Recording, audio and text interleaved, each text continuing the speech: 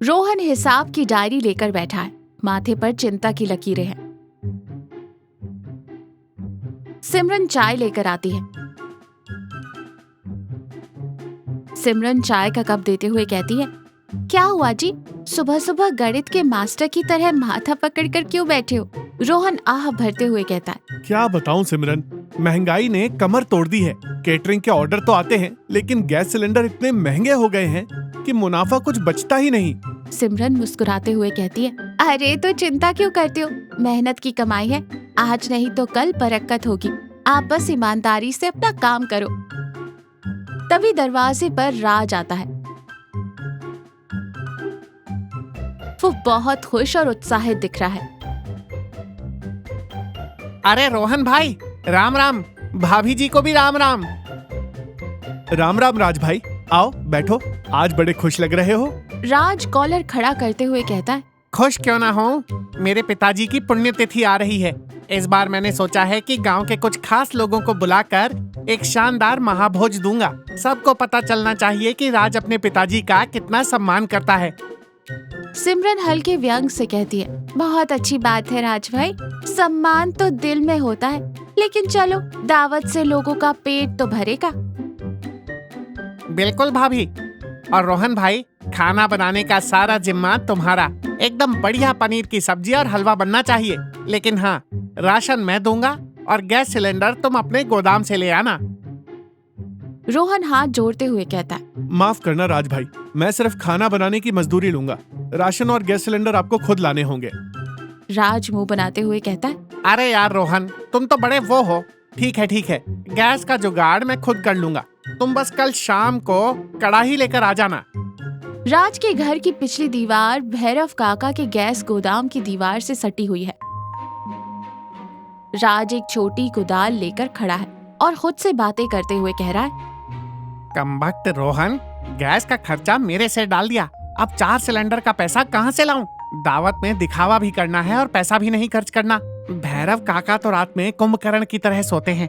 अगर मैं इस कच्ची दीवार के नीचे से एक छोटी सी सुरंग बना लूं, तो सीधा गोदाम के अंदर, वहाँ से चुपचाप 3-4 सिलेंडर खिसका लूंगा। किसी को क्या ही पता चलेगा।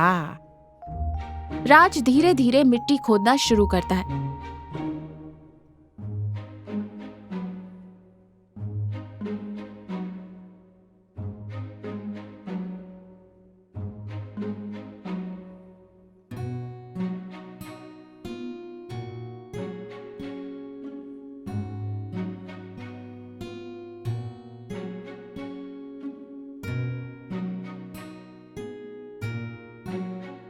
वो मिट्टी खोदता है और फिर एक छेद में से सिलेंडर खींचता है। उसके चेहरे पर मिट्टी लगी है, लेकिन वो एक लाल सिलेंडर खींचकर बहुत खुश है। हाँफते हुए सिलेंडर पर हाथ फेरकर वो कहता है, आ गया मेरा मुफ्त का सिलेंडर। ऐसे ही 3 और निकाल लेता हूँ। वाह रे राज, तेरे दिमाग का कोई जवाब नहीं।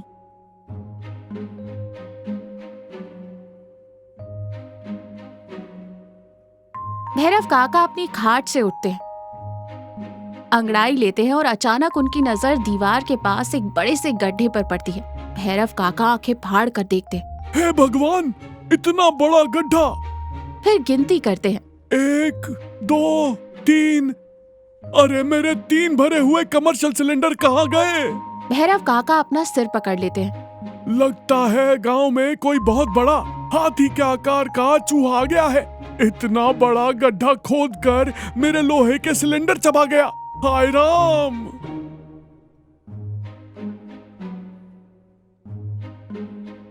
रोहन और सिमरन खाना बना रहे हैं। चूल्हे पर कढ़ाई चढ़ी है, अच्छी खुशबू आ रही है। रोहन सिलेंडर की तरफ देखता है और हैरानी से कहता है, सिमरन, जरा इधर आना। क्या हुआ जी, नमक कम है क्या? नहीं, ये सिलेंडर देख, इस पर पीले रंग से भैरव लिखा हुआ है। भैरव काका अपने हर कमर्शियल सिलेंडर पर ऐसा ही पीला निशान लगाते हैं ताकि कोई बदल ना ले। सिमरन चौंक कर कहती है, इसका मतलब राज भाई ने ये सिलेंडर खरीदा नहीं है, पर भैरव काका तो बिना पैसे के किसी को सिलेंडर देते नहीं। मुझे ना दाल में कुछ काला लग रहा है। खैर, अभी हम अपना काम करते हैं।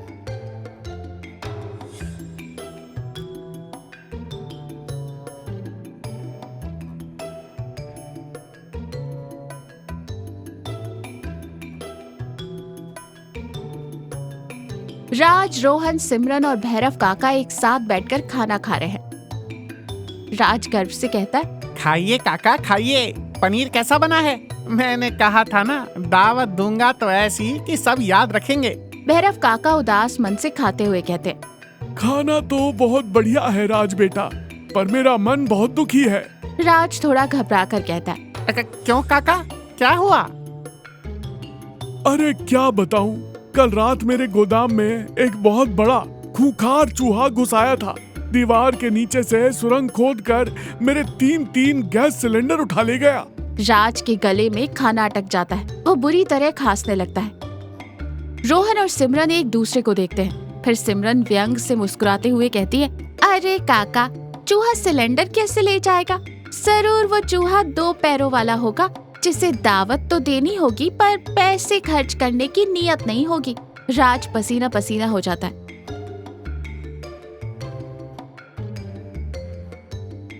रोहन और सिमरन राज के पास आते हैं, दोनों के चेहरे गंभीर हैं। राज भाई, हमें सच सच बताओ, वो पीले निशान वाले सिलेंडर तुमने भैरव काका के गोदाम से चुराए हैं ना? राज चिढ़ और घबरा कर बोलता है, तुम मुझ पर चोरी का इल्जाम लगा रहे हो? मैं क्यों करूंगा ऐसा? क्योंकि तुम्हारे घर के पीछे वाली दीवार गोदाम से सटी है और मैंने खुद सिलेंडरों पे भैरव काका का निशान देखा है। भाई, तुमने थोड़े से पैसों के लिए चोरी कर ली? राज अचानक रोने लगता है और रोहन के हाथ पकड़ लेता है। रोते हुए राज कहता है, हाँ रोहन, मुझसे बहुत बड़ी गलती हो गई। मैं दावत में लोगों को दिखाना चाहता था कि मैं कितना बड़ा आदमी हूँ, लेकिन मेरे पास गैस के पैसे नहीं थे। मेरी झूठी शान ने मुझे अंधा कर दिया था, मुझे माफ कर दो। सिमरन गंभीर लेकिन भावुक स्वर में कहती है, माफ तो तुम्हें ईश्वर करेगा राज भाई। तुमने जो किया वो सिर्फ चोरी नहीं थी, वो बेवकूफी की हद थी। राज आंसू पोंछते हुए कहता है, बेवकूफी? और नहीं तो क्या, तुम गैस गोदाम के नीचे अंधेरे में कुदाल से सुरंग खोद रहे थे। क्या तुमने एक पल के लिए भी सोचा कि अगर तुम्हारी कुदाल किसी पत्थर से टकराती और एक भी चिंगारी निकलती तो क्या होता? राज की आंखें फटी की फटी रह जाती हैं। वो कल्पना करके ही कांप उठता है। रोहन समझाते हुए कहता है, सिमरन सही कह रही है भाई, गोदाम में सैकड़ों सिलेंडर भरे पड़े हैं। एक धमाका होता और तुम्हारा घर, तुम्हारा परिवार और ये आसपास का पूरा गांव राख में बदल जाता। चंद रुपयों की बचत और झूठे दिखावे के लिए तुमने अपने ही परिवार की जान दांव पर लगा दी। राज पूरी तरह टूट जाता है। उसे अपनी गलती की गंभीरता का एहसास होता है। वो जमीन पर बैठ जाता है और फूट फूट कर रोने लगता है और सुबक सुबक कर कहता है, हे भगवान, मैं कितना बड़ा मूर्ख हूँ। मैंने तो अपनी पत्नी, अपने बच्चों और तुम सबकी जान खतरे में डाल दी थी। मुझे दिखावे की ऐसी बीमारी लग गई कि मैं सही गलत का फर्क भूल गया। मुझे सजा मिलनी चाहिए रोहन भाई, तुम पुलिस को बुला लो। रोहन राज के कंधे पर हाथ रखकर नरमी से कहता है, पुलिस को बुलाकर तमाशा नहीं करना है हमें। हम एक ही गांव के हैं, एक परिवार जैसे हैं। जब इंसान को अपनी गलती का एहसास हो जाए, वही सबसे बड़ा प्रायश्चित होता है। लेकिन राज भाई, भैरव काका का नुकसान आपको भरना होगा। वो बहुत भले इंसान है। भैरव काका गोदाम के बाहर उदास बैठे हैं। राज, रोहन और सिमरन वहां आते। राज के हाथ में कुछ पैसे हैं। राज हाथ जोड़कर कहता है, राम राम काका। आओ बेटा, कहो क्या बात है?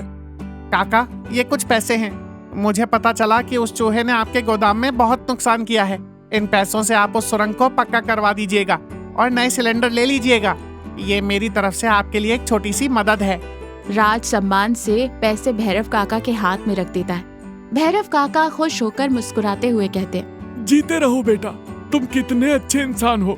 भगवान करे तुम्हारे पिताजी की आत्मा को शांति मिले। अब मैं उस चूहे का पक्का इलाज कर दूंगा। राज शर्मिंदगी और राहत की मिली-जुली मुस्कान के साथ रोहन और सिमरन की तरफ देखता है। सिमरन सहमति से मुस्कुराकर सिर हिलाती है। दोस्तों, झूठा दिखावा और लालच इंसान की आंखों पर ऐसी पट्टी बांध देता है कि उसे सामने खड़ा विनाश भी नहीं दिखता। अपनी हैसियत के हिसाब से खुश रहना सीखिए, क्योंकि शॉर्टकट से सिर्फ परेशानी मिलती है, सुकून नहीं। सच्चाई और ईमानदारी की रोटी चोरी के पकवानों से लाख गुना मीठी होती है।